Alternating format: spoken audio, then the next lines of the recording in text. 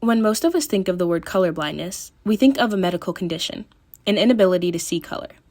But today I want to talk to you about a very different kind of colorblindness, the idea that our government should not see race when making decisions.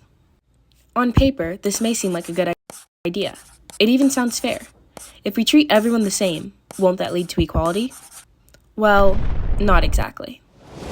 For over 400 years, African Americans were denied freedom, land, wealth, safety, and even basic health protections. And these long-term barriers stem from as far back as the 1800s, when enslaved people spent over 2 centuries working without pay, which meant they couldn't build generational wealth while white families and the U.S. economy grew rich from their labor. They were also legally denied education, so even after emancipation, they started from scratch in a society that already didn't want them to succeed. Then, systems like segregation and redlining were put in place to limit where African Americans could live, work, or even go to school. So, here's the core problem. A colorblind approach acts as though everyone is starting from the same starting point, even though history pushed some people miles behind before the race even began. And the consequences of these past policies are not gone. They show up in the present every day.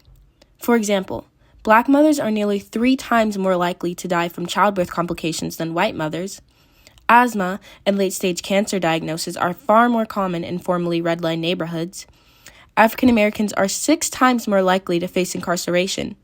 And homeownership rates, one of the most important ways to build generational wealth, remain far lower for Black families. These gaps aren't accidental. They're the predictable outcomes of systems built unequally and never fully repaired. Yet, despite all this evidence, many government leaders insist that not seeing race is the fairest approach. But refusing to acknowledge race doesn't eliminate racism. It eliminates accountability. We see this most clearly in debates over diversity, equity, and inclusion programs meant to address structural inequality. Opponents claim that these initiatives are unfair, but DEI doesn't give special treatment. It gives people a fair starting point. Equality isn't achieved by treating everyone the same. It is achieved by giving people what they actually need to reach equal opportunity. Look at it this way.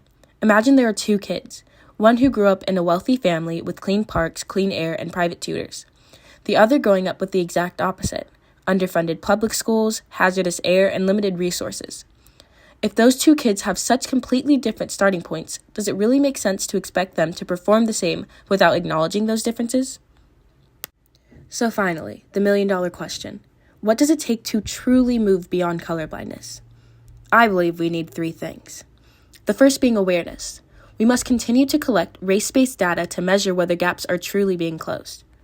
Next, we need training. We must ensure that doctors, educators, and officials understand their implicit biases and how to counteract them. Finally, we need repair. We must invest in neighborhoods that have been harmed by decades of discriminatory policy. Because at the end of the day, moving beyond colorblindness isn't about making anyone feel guilty or pointing fingers. It's about being honest. It's about being willing to look at how we got here so we can make better choices about where we want to go. We can't fix problems we're unwilling to see. And real equality only happens when we're willing to face the truth.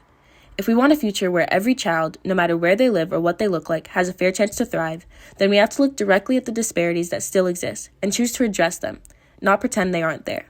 Thank you.